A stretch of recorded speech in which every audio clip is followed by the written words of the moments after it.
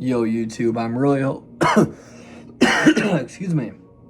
I'm really hoping that this video pans out because I just had to delete a bunch of storage. I was like 10 minutes in the other video, 10 minutes deep, and it was like, oh, you need to get more storage, and it was a banger video. So now I have more of a concept of what I'm going to talk about. So without further ado, usually I post motivational content. Sometimes it's metaphysical, more woo-woo, more mystical. This video is for the esoteric thinkers because my most popular video was a video about Salah and the Muslim occultist perspective. This video is going to be about the Muslim occult perspective on the third eye. So without further ado, let's fucking get it. By the way, here's a fit check. American Eagle jeans, baggy jeans, thrifted. Journey shirt, thrifted, ya dig. So we have 7 major energy centers in the body, and these are known as the chakras. Now, I'm not a scholar, I'm not a Shay, I'm not even a Sufi. I'm inspired by it. I have been to yoga school, yoga teacher training, so I do know about the chakras. Third eye is a chakra. Also, guys, this from my experience, this is not anything that, this is not like, I don't have notes for this, is just off the dome. This is like, because I've been studying this for like 10 years, this material for 10 years. So we have 7 major energy centers in the body. These are known as the chakras. In Islam, I don't believe the energy center system is the same because the chakras derive from the East. Buddhism and Hinduism, Vedanta, you feel me? Sufism in Islam, Sufism is a mystical branch of Islam. In Islam, they had the Latayif, the heart, the Qalb, Qalb, which has many nerves, which has many meridians. It's syncretic to the chakra system, but I'm going to be syncretizing this. I don't know how to say it. It's going to be a syncretic video, so enjoy. So I'm just going to go over the chakras. I'm going to go over them real quick, but I'm going to do the third eye last, even though that's the 6th chakra, because that's what the topic is going to be about. Just so you have an idea that things materialize in the dream world first before the physical realm. What I mean by that is everything derives from the mind before it derives in the physical realm.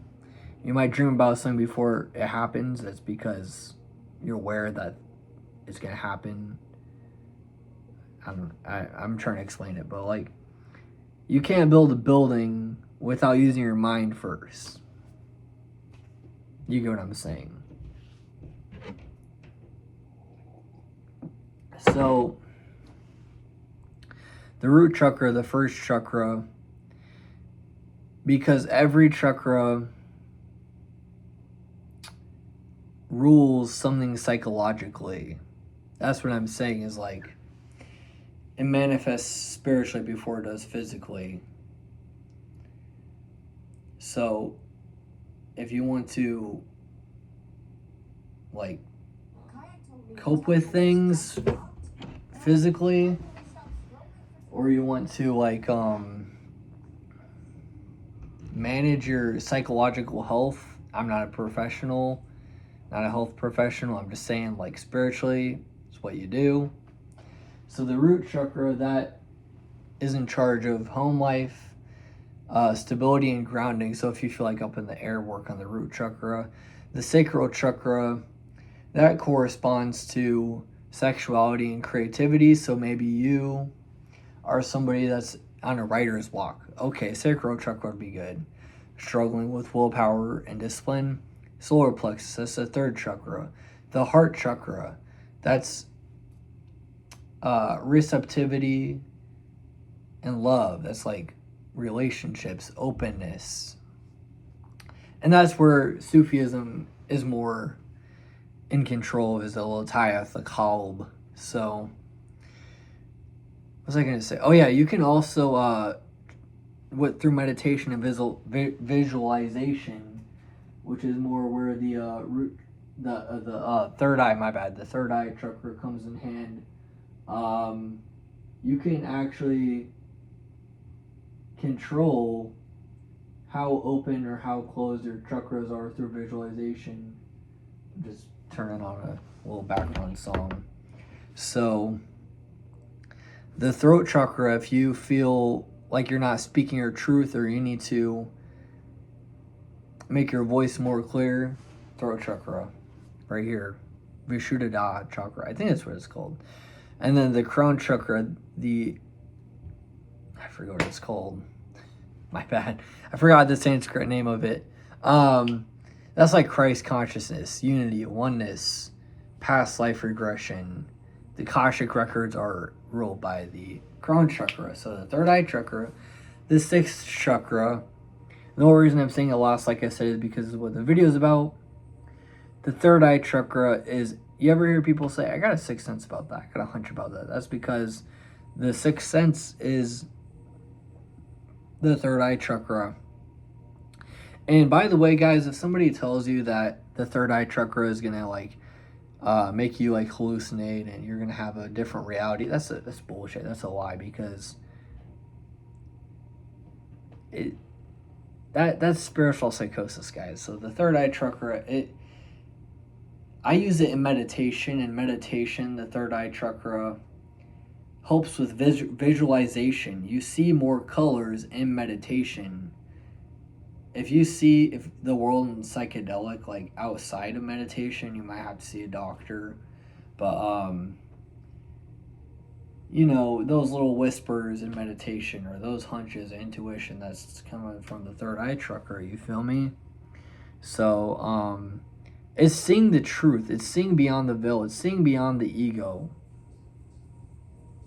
There's times I've been in meditation and I'm like, I should have handled that situation differently. I was wrong. That's the third eye, seeing beyond the ego. So, the pineal gland, where the third eye is, a pineal gland secretes melatonin. And so if your third eye is too active, you might have sleeping problems, but your imagination's running wild. So melatonin is a sleeping chemical, so you might have like a lot of third eye epiphanies in sleep. That's where I get a lot of mine. So also a fun fact is apple cider vinegar does cleanse your third eye. So if you drink that before bed, you might have lucid dreams too. I used to chug it like a motherfucker, I'm not gonna lie. It's nasty though. I kind of like it. I don't know. I have a love-hate relationship with apple cider vinegar. So let's talk about the Muslim connection to it. Even though it's a totally different system, this is kind of something I found recently that was interesting to me.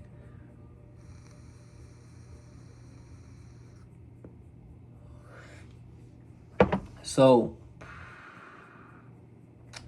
it's kind of interesting that Muslims face the East, because this is kind of something I just came up with right now. I'm just realizing it. Because the East is where the sun is, where the sun... Yeah, I'm pretty dumb when it comes to... I think that's where the sun rises. But, the sun actually cleanses the third eye if you go sun gazing, but I'm not going to talk about that in this video. But anyways, in Salah, when you prostrate, you're getting blood to flow to your third eye.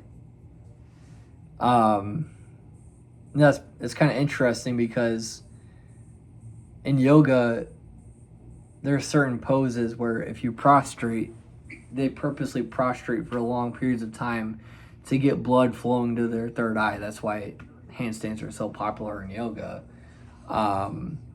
It gives blood flowing to the pineal gland, which, I used to actually get apple cider vinegar. Still on that. I used to get coconut oil and rub it on give myself a massage, and I'd fall asleep too. But that stimulates the pineal gland, which stimulates the third eye. So also another thing too is like veiling, or wearing a hijab or whatever, that actually protects your third eye. So it's little connections I made. Hope you enjoyed the video. If you guys have questions, if you have a recommendation for what you want me to talk about next, let me know in the comments. I also forgot to roll the intro because I was so pissed about my storage. So say it again. Assalamu alaikum. May the Most High God, Allah, bestow many peace, blessings, prosperity, health, wealth, abundance, success upon you and your loved one's path, and many more. Ashe Amin.